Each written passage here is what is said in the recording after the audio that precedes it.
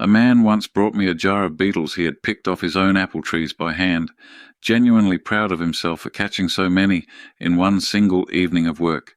He wanted to know what spray would finish the job properly for good. I asked him one simple question first instead. How is the grass doing underneath those particular trees? He looked at me as though I had changed the subject entirely on him. I genuinely had not. Those beetles were not really an apple tree problem. They were a lawn problem, wearing an apple tree's leaves as a temporary meal, and no spray on the tree itself was ever going to address where they actually came from. I am Hollis. I have worked this exact same ground for most of my life, my father before me and his own father before him. And one thing that stays completely true across 50 years of orchard work is this. An insect on your tree is rarely just an insect.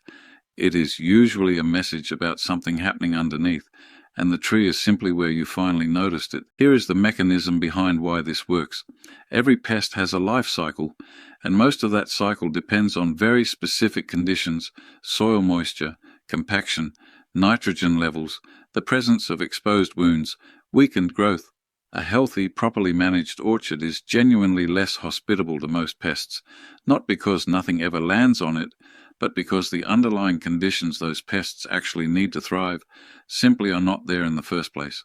Treat the insect without ever reading the message it is carrying, and you end up fighting the same battle again next year, and the year after that, spending money and effort on symptoms while the actual cause sits untouched underneath. The 6 pests below are the clearest messengers I know, and what each one is actually telling you. I want to say plainly that this is not a criticism of anyone reaching for a jar or a spray in the moment. Watching something eat the leaves you have spent years growing is genuinely frustrating, and the instinct to act immediately is completely understandable. What I am offering here is simply a second question worth asking before that first response, because the answer very often saves you a repeat performance next season. This kind of thinking is not new, and it is not really mine either. Growers have understood pests as signals for as long as orchards have existed, long before anyone had a name for integrated pest management or any of the modern language around it. My own father taught me to look at the ground before the leaves, and his father taught him the same thing, decades before either of them had ever heard those particular words. Number 1. Japanese beetles feeding heavily on your leaves. These beetles spend the larval stage of their life as grubs living in soil, and they strongly prefer thin, stressed turf grass with shallow, weak roots over a thick, healthy lawn. A heavy beetle year on your trees is very often a sign the ground beneath them and around them is carrying exactly that kind of thin, struggling turf. Improving lawn health directly beneath and around your trees, proper mowing height, genuine soil health rather than surface green, and reduced compaction from foot traffic addresses the actual source, rather than simply removing beetles from leaves one evening at a time. A soil test to check compaction and basic fertility runs somewhere between $20 and $40 through a local extension service, and it tells you considerably more about the real cause than another evening spent picking beetles off leaves by hand. Grub activity in soil is also worth checking directly if beetle numbers are genuinely heavy. Cutting a small square of turf and folding it back, the same way you would check for grub damage on any struggling lawn, tells you immediately whether the population beneath your trees is large enough to be driving what you are seeing above ground. Compacted soil around a tree also affects far more than just beetle grubs. Root growth, water infiltration, and general tree vigor all suffer under the same conditions that beetles happen to favor, which means fixing compaction tends to solve several problems at once, rather than only the one you originally noticed. Number 2. Aphids clustering thickly on new growth. Aphids are drawn overwhelmingly to soft, nitrogen-rich new growth, the kind produced by a tree that has been fed heavily or pruned in a way that pushes vigorous new shoots rather than balanced, moderate growth. A tree with a genuinely heavy aphid problem is very often a tree that has been fed more nitrogen than it actually needed. Cut back on nitrogen inputs, particularly lawn feed that has drifted or been applied too close to the tree's root zone, and moderate pruning that has been encouraging excessive soft new growth rather than a balanced framework. This costs nothing beyond simply reducing what you were already applying and in many cases it is a genuine saving rather than an added expense, since you are applying less rather than more. A useful visual check is the color and texture of the new growth itself. Growth that is dark green, floppy and soft to the touch is exactly the tissue aphids are built to exploit. Growth that has hardened off properly and shows a more moderate green is far less attractive to them, and comparing the two side by side on the same tree tells you a lot about where your feeding schedule currently sits. Number 3. Woolly patches appearing specifically around pruning cuts and old wounds. Woolly aphids are drawn specifically to damaged bark and old pruning wounds, sites where the tree's natural defenses have already been compromised. A tree showing woolly aphid activity concentrated around cuts is telling you something about how and when those cuts were made. Prune during proper dormant season with clean, sharp tools and avoid leaving large exposed wounds that take a long time to seal over naturally. Clean, well-timed cuts heal faster and give this particular pest far less opportunity to establish itself. This costs nothing beyond the discipline of pruning at the right time of year with tools you have actually kept sharp, which is advice I give in nearly every conversation about pruning, regardless of pests. A blunt or dirty pruning tool tears tissue rather than cutting it cleanly, and a torn wound heals far more slowly and unevenly than a clean one. Keeping a single good pair of bypass pruners properly sharpened costs very little and pays for itself many times over across every tree you touch with them in a season. Number 4. Boring insects appearing in the trunk or main limbs. Borers overwhelmingly target trees that are already under stress, from drought, from sun scald on exposed bark, from mechanical damage such as a strimmer strike at the base, or from a tree that was simply planted in unsuitable conditions to begin with. A healthy, unstressed tree is far less attractive to these insects than a struggling one. Address the underlying stress directly, consistent watering through dry stretches, trunk protection against strimmer damage and winter sun scald, and appropriate site selection for any new planting. A borer problem on an otherwise healthy, well-sited tree is genuinely uncommon. Basic trunk guards run around $8 to $15 and last for several years, set against the cost of losing an established tree to a stress-driven borer infestation. That is about as cheap as prevention gets. Watch specifically for guards left on too long, which is a mistake nearly as common as never fitting one at all. A guard left in place for years can trap moisture against the bark and cause its own kind of damage, so check beneath it once a season and remove it entirely once the trunk has thickened and hardened enough to no longer need the protection. Number 5. Fine webbing and stippled, dusty-looking leaves in a hot, dry stretch. Spider mites thrive specifically in hot, dry, dusty conditions, and they multiply fastest exactly when a tree is also under drought stress and least able to spare the energy to cope with them.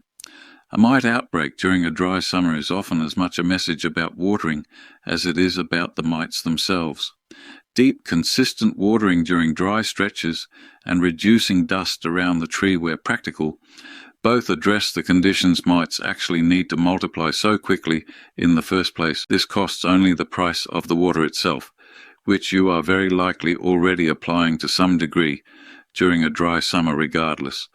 A simple test for genuine drought stress is to check leaves in the early afternoon during a hot stretch.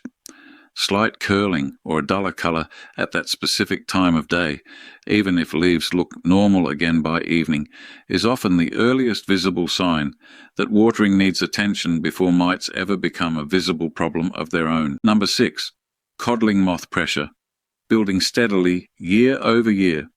Codling moth larvae overwinter in fallen fruit and debris left on the ground beneath a tree, and an orchard where drops are left to sit through autumn, and winter is essentially running a breeding program for next year's infestation without meaning to. Cleaning up fallen fruit promptly through the season, rather than leaving it to compost in place beneath the tree, breaks a significant part of this cycle before it ever completes. This costs nothing beyond the time to do it, and it is one of the simplest, most overlooked habits in the whole orchard year. Composting fallen fruit properly in a hot, actively managed pile, well away from the trees, still works fine if you would rather not simply discard it. The problem is specifically fruit left to sit directly beneath the tree it fell from, close enough for next spring's emerging moths to find their way straight back up into the very same canopy. Here is what you can actually do tonight, regardless of which of these 6 you are currently dealing with. Walk your own trees and note exactly where any pest activity is concentrated on new soft growth, around old pruning wounds, at the base of the trunk, or scattered generally across otherwise healthy foliage. That pattern alone tells you a great deal before you ever reach for anything to spray. Check the turf directly beneath any tree, showing beetle activity, and note whether watering has been consistent through any recent dry stretch on any tree showing mite activity or stress signs. Here is a simple seasonal routine built around everything on this list. Every spring, inspect new growth carefully for aphid clustering and honestly assess whether nitrogen inputs from the previous season were genuinely appropriate for what each individual tree actually needed. Through summer, watch closely for mite activity during any dry stretch, and keep watering genuinely consistent rather than reactive, and walk the whole orchard regularly enough that you notice a beetle problem building well before it ever becomes severe. Every autumn, clean up fallen fruit and any other debris promptly rather than letting it sit through the season, and inspect every trunk carefully for any early sign of borer activity before winter genuinely sets in. Every winter, prune carefully with clean, properly sharpened tools during true dormancy, and check that trunk guards and any other protection are still doing their job well before spring growth genuinely begins again. I want to be honest about something here because it matters more than any single item on this list. None of this means you will never see an insect on a tree again.